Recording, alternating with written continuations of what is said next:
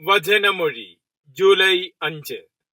വചനഭാഗം 2 കോരിന്തോസ് 2:12-17, മർക്കോസിന്റെ സുവിശേഷം 1:40-45.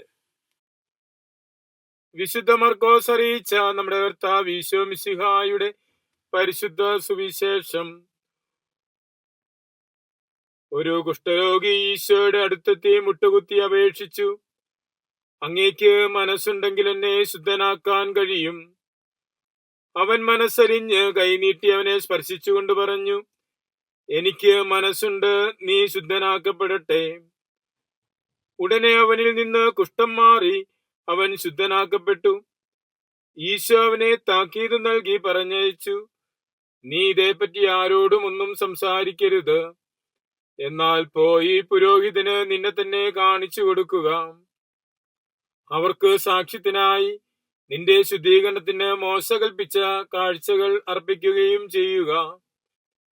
എന്നാൽ അവൻ പുറത്തു ചെന്ന് ഏറെ കാര്യങ്ങൾ പ്രഘോഷിക്കാനും ഇത് പറഞ്ഞു പരത്താനും തുടങ്ങി.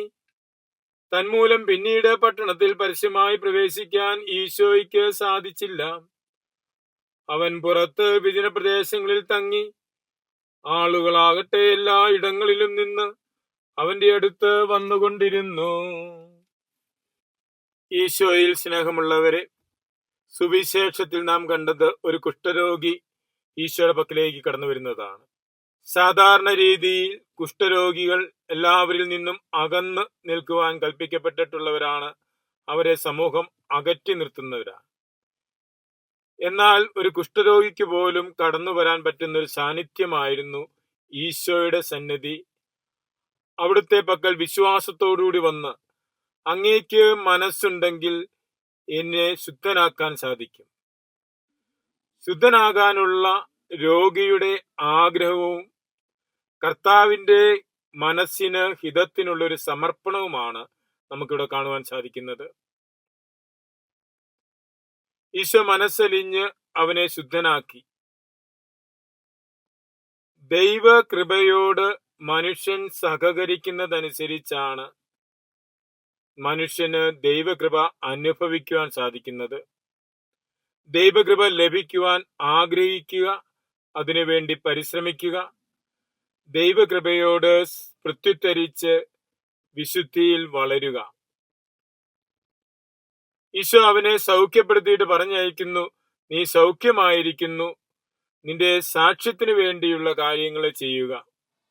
ദൈവിക പ്രവർത്തനം മാനുഷികമായ തലത്തിലാണ് യാഥാർത്ഥ്യമാകുന്നത്. കർത്താവിനെ സൗഖ്യപ്പെടുത്തിയെങ്കിലും സൗഖ്യത്തിന്റെ സാക്ഷ്യം നൽകുന്നതിന് വേണ്ടി, സൗഖ്യമായി എന്നതിന് സാക്ഷ്യം നൽകുന്നതിന് വേണ്ടി മാനുഷികമായ കാര്യങ്ങൾ നിറവേറ്റുവാനായിട്ട് ഈശോ പറയുകയാണ്. ദൈവഹിതത്തോട് മനുഷ്യന്റെ പ്രവൃത്തികളെ ചേർത്ത് വെച്ച് മനുഷ്യന്റെ ആഗ്രഹങ്ങളിലും പ്രവൃത്തികളിലേക്കും ദൈവഹിതത്തെ വിളിച്ചപേക്ഷിച്ചുകൊണ്ട് ശുദ്ധമാക്കപ്പെടുവാൻ, സൗഖ്യം നേടുവാൻ, നമ്മുടെ ജീവിതത്തെ അത്ഭുതകരമായിട്ട് മുന്നോട്ട് കൊണ്ടുപോകുവാൻ, നമ്മുടെ അനുദിന ജീവിതത്തിൽ അത്ഭുതങ്ങൾ അനുഭവിക്കുവാൻ ദൈവത്തിന്റെ കൃപയും മനുഷ്യന്റെ പരിശ്രമവും ഒന്നു ചേർത്ത് നമ്മുടെ ജീവിതങ്ങളെ വിശുദ്ധമാക്കുവാൻ, അനുഗ്രഹപ്രദമാക്കുവാൻ, അത്ഭുതകരമായി നമ്മുടെ ജീവിതത്തെ അനുഭവിക്കുവാൻ നമുക്കും അവിടുത്തെ കൃപ പ്രാർത്ഥിക്കാം. അവിടുന്ന് നൽകുന്ന കൃപയോട് സഹകരിച്ച് പ്രവർത്തിക്കാം. മിശിഹ നമ്മെ അനുഗ്രഹിക്കട്ടെ. ആമേൻ.